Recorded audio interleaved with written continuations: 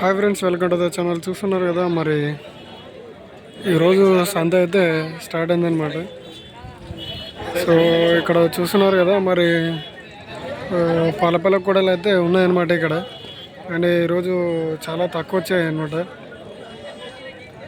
And ఇక్కడ చూసుకున్నట్టయితే ఈరోజు సంతలో ధరలు వచ్చేసి 55,000 నుంచి 65,000, 70 అండ్ 80,000 దాకా అయితే ఉన్నాయి. చూడండి, మరి ఇక్కడ కోడలను చూపిస్తాను చూడండి. సో ఇవైతే రామట కోదాడ నుండి అయితే రావడం జరుగుతుంది.